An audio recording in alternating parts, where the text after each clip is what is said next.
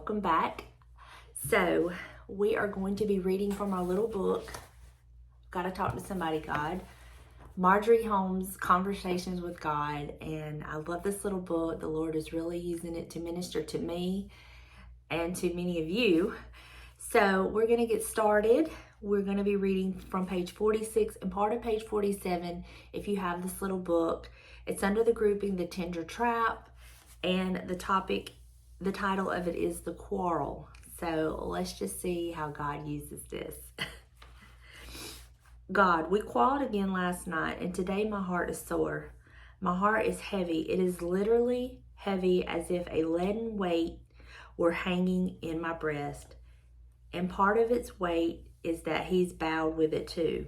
I keep seeing his head low, his shoulders actually bowed under it as he trudged off to work. I can hardly bear the image. I could hardly bear it then.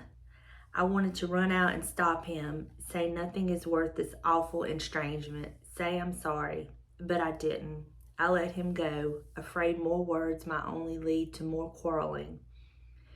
I turned my sore heart back into this house, so heavily haunted by the quarrel.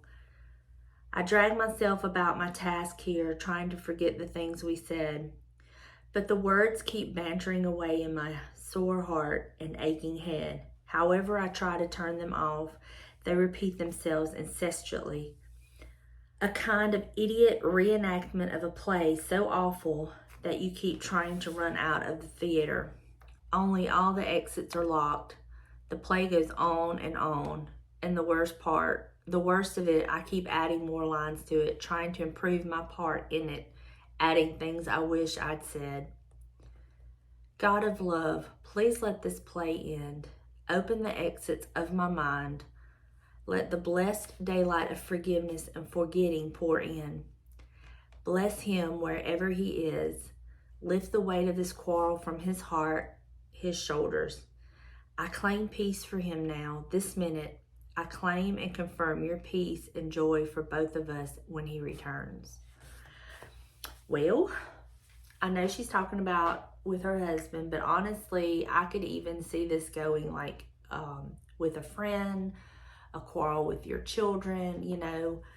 It's not fun, it's not pleasant, and I get where she's saying that her heart is heavy and that she feels like there's just a weight hanging from her breast, and that he's also, under the weight of the quarrel.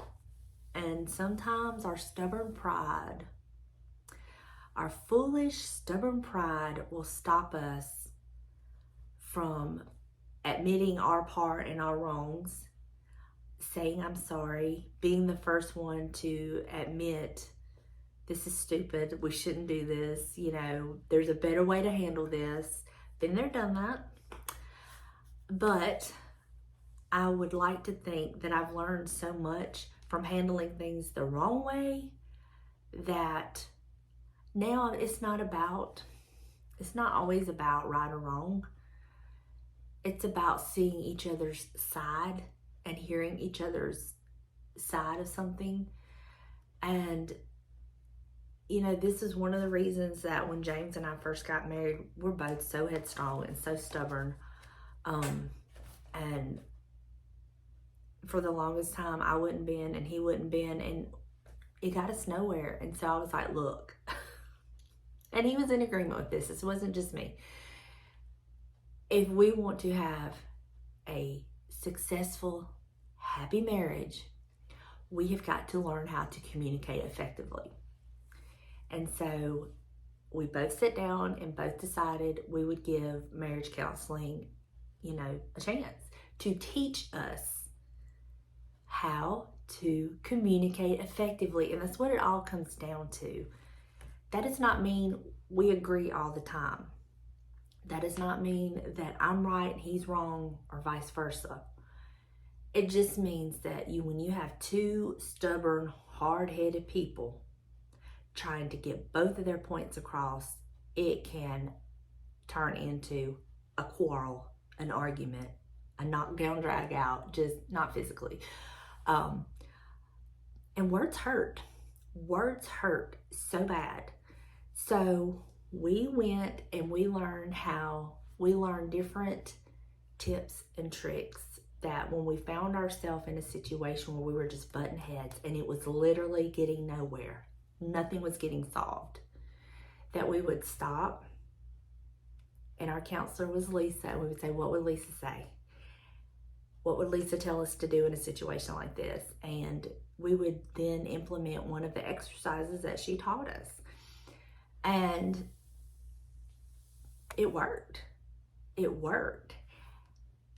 But we both had to be in agreement. It can't be a one-sided thing, because you have to both be in agreement that when it gets to that point that we are going to stop and we are going to implement the different things that she taught us and how to communicate effectively. And honestly, I think most quarrels, disagreements, arguments can be settled if we just stop and take the time to listen to the other person's point of view. That does not mean by listening to them that you have to agree with them. But in order to come to a resolution, we must listen to one another and understand where that person's coming from. And in doing that, you may actually learn something and realize, okay, I get where they're coming from. It doesn't mean I'm necessarily wrong, but I can see how they could feel the way they feel about something I've said or done based on their interpretation of it. It's just taking the time to listen, to understand, and not always having to be right. Just because you agree with someone, or just because you say I'm sorry, or just because you take the time to just pray about it, meditate over it, and let the Lord just kind of come in there and start softening some things up. Just because you don't want to quarrel, and just because you don't want this to continue, and you take the first step, that does not make you wrong. It does not make you weak. It does not make you a pushover. It does not make you any of those things. It can simply mean, you know what? I love you more than what we're arguing about. Basically, is what I get from it. But I've been where she's been. Not necessarily every time with my husband. I've had fights with my kids. I've had fights with my mama. I've had fights with family members. And when I say fights, I mean quarrels, arguments, disagreements, co-workers, bosses, just all that would just kind of eat at you. And just, it's like, I would just try to stop and pray and ask the Lord to please help me. Show me where I'm wrong. Show me how to handle this. Show me how to fix this, because I don't like this. I don't like that feeling.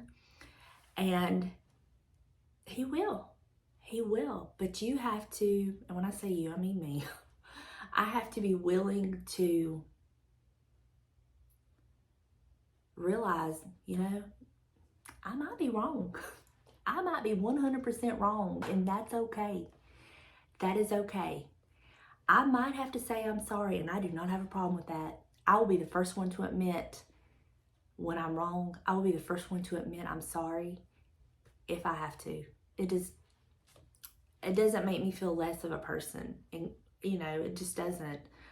It takes great strength and courage to admit you're wrong and to say you're sorry. We don't like to be wrong, but at the same time, we're not always right. And so that's the bottom line. We are not always right. We can be wrong in situations and circumstances, but that's how we learn and grow. And if done with the right spirit and the right attitude, the Lord can take that quarrel and that mess and make something beautiful out of it. And in return, bless both people and parties, and make a bond even stronger. James and I learned so much about ourselves through all of that. And there are times that yeah, we still have to say, whoa, what will Lisa do? What will Lisa say? And we have to implement, not as frequently as we used to, because I've learned so much about tone. I've learned so much about using my words, and I try to implement that, and it makes a huge difference. It really does. And I also pray a lot. And prayer is key. Prayer is key because it will help you. It helps me not be so quick to assume the worst. That's like in the comment sections, especially on the other channel. Everybody doesn't like and agree with everything I do in my life. Everybody does not understand everything about my life. Everybody does not get James. Everybody does not understand James. And in reading comments, because there is no voice inflection, the old me would automatically assume they meant something negative. Whereas the new me tries to, when I read a comment that might, that you're really not sure how to take it, I always try to take it as a positive and not necessarily as a negative. That's just something I try to do, but that did not happen overnight. That comes with much prayer. I have to pray a lot about it because the comment section can be a scary place to go to from time to time, quite honestly. If I'm just being transparent, the comment section can be a very uncomfortable place to visit, but at the same time, I've made such amazing friends, and it's a fun place to visit. So it's like, I just pray. I just pray before I go to it and let the Lord, hopefully give me the right attitude when I'm reading the comments, It all boils down to, everything in this life boils down to prayer. We have to pray to survive. We have to pray. We have to have a prayer life. We have to have a prayer life that will guide us through our quarrels. We have to have a prayer life that will help us with any relationship we have. It boils down to prayer life and relationship with God. So I hope that helps you. I hope y'all can make some sense out of what I'm saying. Sometimes I feel like I ramble. I tell y'all that all the time, but I think you get what I'm saying. We've all had quarrels in our life, but with the Lord and His help and His guidance and direction, He will help us in every aspect of our life. I love y'all. I pray you have a wonderful week. I pray that you feel the Lord just surround you with His love. And I hope that everything that you want to happen good in your life takes place this week. That's not too much to ask, is it? No. Anything is possible with the Lord. I love y'all, and I will see you in the next one. Bye, y'all.